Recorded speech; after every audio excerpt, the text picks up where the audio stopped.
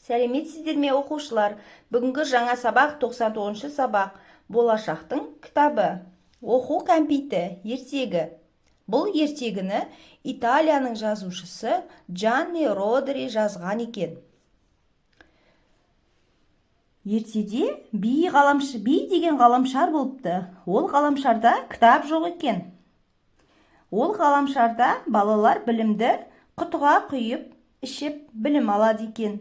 Мысалы, тарих анар шырына ұқсайтын алқызыл су екен. Ал география жасыл түсті, жалбыздың дәмі бар. Ал грамматика түссіз, минералды суды еске түсіреді екен. Бұл ғаламшарда балалар әркім өздері үйінде оқиды екен. Барлық бала жасына сай таңертеңгілік бір стақан тарихты ішу керек. Бірнеше қасық математика ішу керек. Сол сияқты жалғаса береді. Бір кезде анасы баласына айтады: ақылың бар ғой, зоология қандай тәтті екенін білмейсің бе деп үгіттейді. Ол тәтті, өте тәтті. Сұрашы өзің Каролинадан дейді. Ал балақай ойланып тұрады, ішкісі келмейді. Каролина деген үйдегі электронды робот қыз. Каролина құтыдағы сұйықты ішіп көруге келседі. Ол аз-маз сұйықтықты ішіп тамсанып, неткен дәмді деп басын шайқайды. Сөйтеді де бірден алған білімін сол мезетте әңгімелеп айта бастайды. Сиыр деген күйіс қайыратын, айыр тұяқты, шөппен қоректенетін, бізге шоколад сүтін беретін жануар дейді.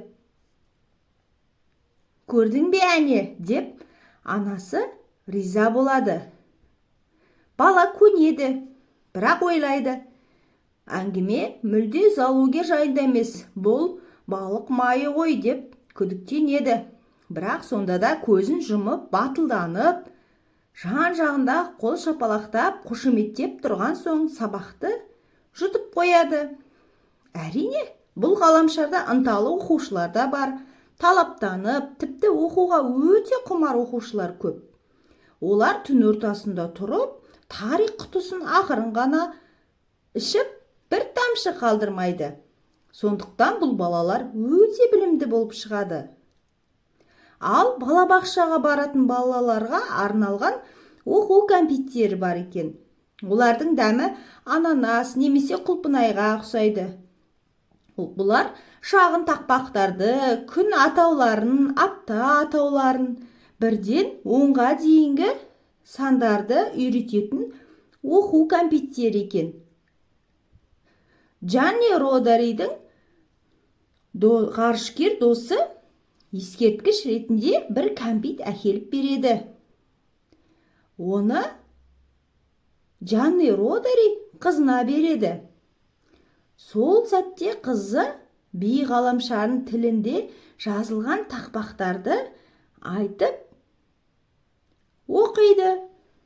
Ол мынадай өлең еді: Анта, анта, перо, перо, пинта, пинта, пим, перо. Әрине, бұны әкесі түсінбейді. Бірақ қыз бала өзі түсініп, қуанып, билеп, сол өлеңді айтып жүреді. Қандай кереметі?